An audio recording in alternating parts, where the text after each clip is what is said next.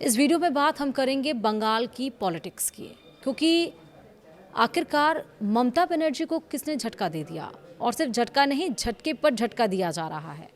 और सीएम शुभेंदु सरकार को टीएमसी का भेदिया मिल गया है।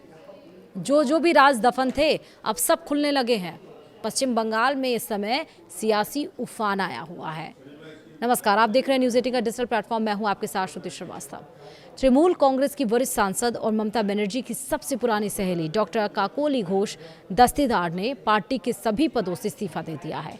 काकोली घोष ने इस्तीफा देने के बाद ममता राज के जो राज खोले हैं उससे सीएम शुभेंदु अधिकारियों का रास्ता आसान बना दिया है।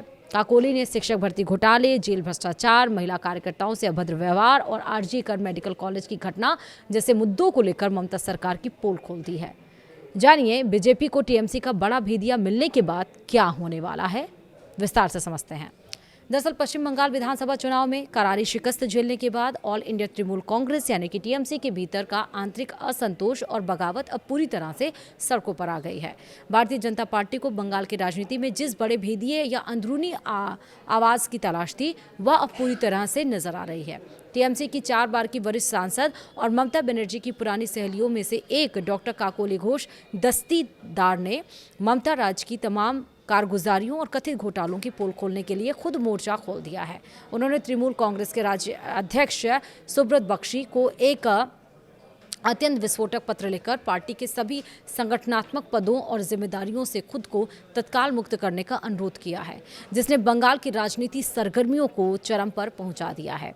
सांसद काकोली घोष दस्तीदार ने पत्र में स्पष्ट किया है कि उन्होंने गहरे मानसिक द्वंद्व और लंबे विचार विमर्श के बाद टीएमसी के राष्ट्रीय महिला अध्यक्ष पद समेत अन्य सभी संगठनात्मक जिम्मेदारियों से इस्तीफा देने की घोषणा की है।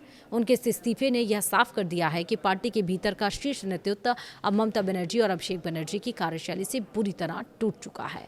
सुब्रत बख्शी को भेजे गए इस पत्र में काकोली घोष दस्तीदार ने टीएमसी के भीतर चल रहे कथित काले कारनामों से पर्दा उठाया है। उन्होंने बेहद गंभीर आरोप लगाते हुए लिखा है कि पार्टी के एक बेहद प्रभावशाली नेता द्वारा महिला कार्यकर्ताओं के साथ कथित तौर पर अभद्र व्यवहार किया गया, जिसने ना तो स्थानीय स्तर पर रोका जा सका और ना ही पार्टी के वरिष्ठ नेतृत्व ने शिकायत के बावजूद इस पर कोई उचित या दंडात्मक कार्रवाई की।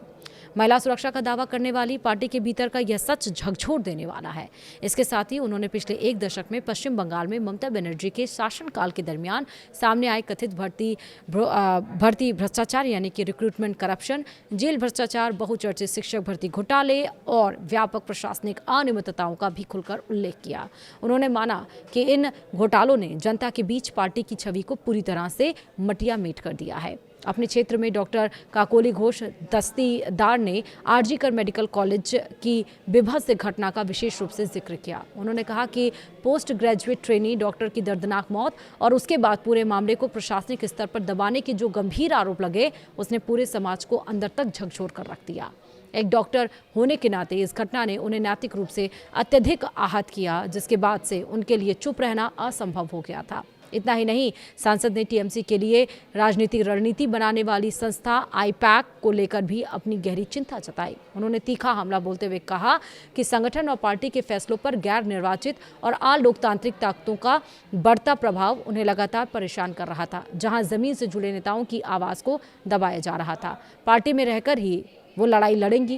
काकोली घोष दस्तीदार ने अंत में स्पष्ट किया कि उनका यह कड़ा फैसला किसी व्यक्तिगत गुस्से, स्वार्थ या तत्कालिक नाराजगी से प्रेरित नहीं है, बल्कि उन्होंने यह कदम लोकतंत्र, पार्टी की शुचिता और सार्वजनिक जीवन के प्रति अपनी नैतिक जिम्मेदारी को समझते हुए उठाया है।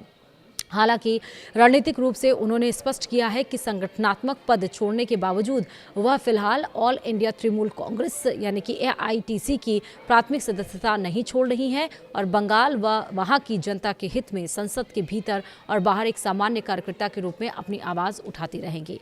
काकोली घोष दस्तीदार ने स्पष्ट किया है कि उनका फैसला किसी व्यक्तिगत गुस्से, नाराजगी या राजनीतिक महत्वाकांक्षा से प्रेरित नहीं है। उन्होंने कहा कि लोकतंत्र, पार्टी और सार्वजनिक जीवन के प्रति अपनी नैतिक जिम्मेदारी महसूस करते हुए उन्होंने यह कदम उठाया है। हालांकि उन्होंने ये साफ कर दिया है कि वह टीएमसी नहीं छोड़ रही हैं और आगे भी बंगाल तथा जनता के हित में एक सामान्य कार्यकर्ता के रूप में काम करती रहेंगी।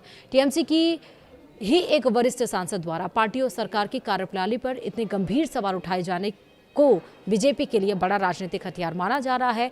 बंगाल की राजनीति में यह घटनाक्रम आने वाले दिनों में बड़ा असर डाल सकता है। वीडियो में ताहिर, नमस्कार।